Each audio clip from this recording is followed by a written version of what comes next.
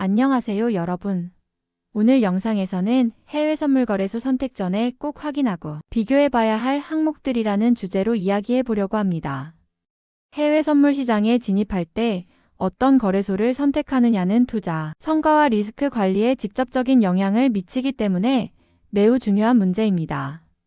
아무 거래소나 선택하면 수수료 폭탄을 맞거나 갑자기 시스템 장애가 발생했을 때 대응이 어렵거나 심지어 투자금이 안전하게 보호되지 않을 수도 있습니다. 그래서 오늘은 초보자분들도 이해하기 쉽도록 꼭 짚고 넘어가야 할 핵심 항목들을 차근차근 설명해 드릴게요. 2026년 올해 시장 상황까지 반영해서 현실적인 도움을 드리고자 합니다. 먼저 가장 기본적이면서도 중요한 요소, 바로 규제 및 신뢰성입니다. 해외 선물 거래소는 각국의 금융당국으로부터 인가를 받아야 운영할 수 있습니다. 미국 CME, ICE 등 공식적인 규제체계 아래 있는 거래소라면 투자자 보호 장치가 잘 갖춰져 있다고 볼 수 있습니다. 반대로 규제가 느슨한 지역이나 검증되지 않은 중개업체를 통해 거래하면 예기치 못한 규정 변경이나 투자자 보호 부재로 인해 위험에 노출될 수 있습니다. 특히 2026년에도 전 세계 금융 규제가 변동이 크기 때문에 규제기관의 인허가 여부와 투자자 보호 장치는 반드시 확인해야 할 첫 번째 항목입니다. 두 번째로 확인해야 할 것은 거래 수수료 및 비용 구조입니다. 해외 선물은 단순히 매매만 하면 끝나는 것이 아니라 다양한 비용이 발생합니다. 대표적인 비용으로는 거래 수수료, 거래소 수수료, 청산 수수료, 그리고 야간 거래가 가능한 경우 추가로 발생할 수 있는 야간 비용 등이 있습니다. 어떤 거래소는 기본 수수료는 낮게 책정해 놓았지만 청산 수수료나 거래소 비용이 높게 부과되어 총 비용이 오히려 더 커지는 경우도 있어요. 그래서 단순히 수수료가 낮다는 문구만 보고 선택하기보다는 같은 거래 조건에서 실제 총 비용이 얼마인지 비교하는 습관이 필요합니다.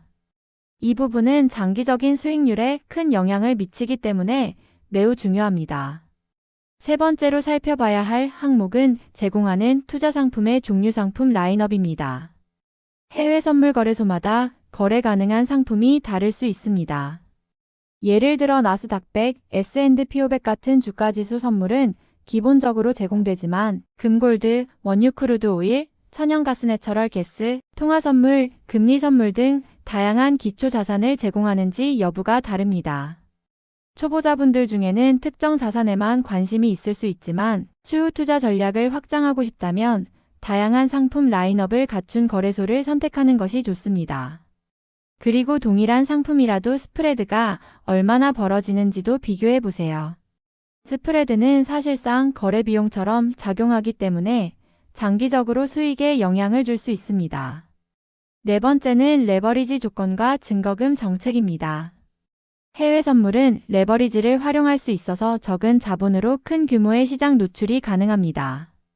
다만 레버리지는 수익을 크게 만들어주는 동시에 손실도 크게 확대할 수 있습니다. 그래서 거래소마다 제공하는 최대 레버리지 한도와 유지 증거금 수준을 반드시 확인해야 합니다. 어떤 거래소는 보수적으로 증거금 요건을 높게 설정할 수 있고 어떤 곳은 공격적으로 낮게 설정할 수 있습니다. 고레버리지를 사용할 경우 단기간에 계좌가 마진콜에 걸릴 위험이 커지기 때문에 레버리지 정책을 충분히 이해하고 선택하는 것이 매우 중요합니다. 다섯 번째는 거래 플랫폼의 안정성과 기능성입니다. 해외 선물 시장은 빠른 의사결정과 정확한 주문 체결이 생명입니다. 특히 2026년 들어 글로벌 금리 이슈, 지정 확정 뉴스, 주요 경제지표 발표 등으로 변동성이 커진 날에는 단 몇 초의 체결 지연이 큰 수익 기회나 손실로 이어질 수 있습니다.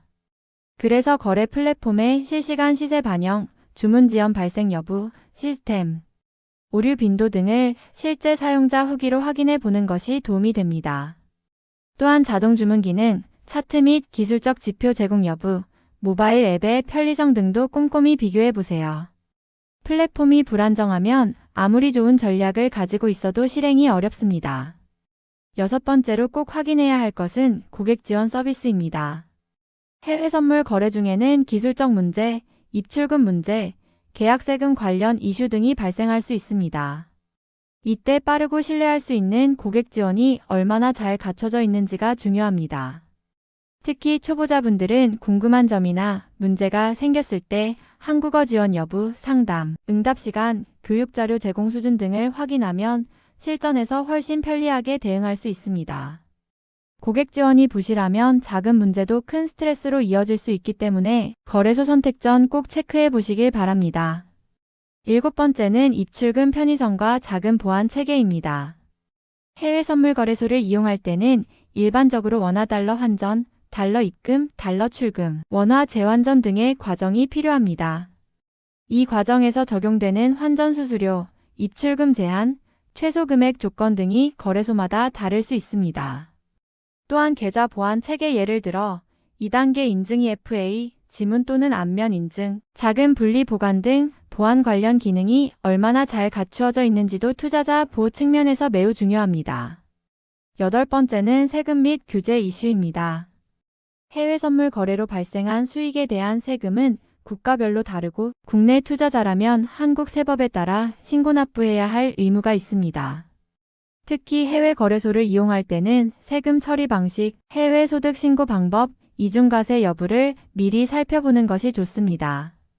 2026년 현재에도 금융소득에 대한 과세 체계가 여러 차례 개편 논의가 있었기 때문에 세금 문제는 단순히 나중에 처리할 문제가 아니라 투자 초기부터 고려해야 할 요소입니다. 9번째는 교육자료 및 학습 인프라입니다. 해외 선물 거래는 구조 자체가 복잡하기 때문에 초보자는 공부가 필수입니다. 어떤 거래소는 교육 세션, 웨비나, 튜토리얼 영상, 시장 리포트, 트레이딩 가이드 등을 잘 갖추고 있고 이런 자료의 존재 여부는 초보자가 시장에 빠르게 적응하는 데 큰 도움이 됩니다. 반대로 기초 자료가 부족한 거래소를 선택하면 혼자 공부하고 전략을 세우는데 더 많은 시간이 필요할 수 있습니다. 마지막으로 10번째는 커뮤니티와 사용자 후기입니다. 해외 선물 거래 커뮤니티나 사용자 후기들은 실제 경험을 바탕으로 많은 정보를 제공합니다. 특정 거래소에서 갑작스럽게 주문이 오류가 났다, 입금 처리 시간이 늦다, 고객 지원이 친절하다 같은 실제 후기들은 공식 안내만으로는 확인할 수 없는 중요한 정보입니다. 이러한 실제 사용자 피드백을 참고해서 거래소 선택에 참고 자료로 삼는 것이 좋습니다. 정리해보면 해외 선물 거래소를 선택할 때는 단순히 수수료가 얼마인가 만 보는 것이 아니라 규제 신뢰성, 총비용 구조, 상품 라인업, 레버리지 증거금 조건, 플랫폼 기능성, 고객 지원, 입출금 편의, 세금 처리, 교육 자료, 사용자 후기까지 폭넓게 비교해야 합니다. 특히 2026년 현재 시장처럼 글로벌 경제 환경이 수시로 변동하는 시기에는 안정성과 신뢰도가 있는 거래소를 선택하는 것이 무엇보다 중요합니다. 오늘 영상이 해외 선물 거래소 선택을 고민하시는 분들에게 명확한 기준과 방향을 잡는 데 도움이 되었기를 바랍니다. 투자는 준비된 자에게 기회가 옵니다. 다음 영상에서 더욱 유익한 정보로 찾아뵐게요. 감사합니다.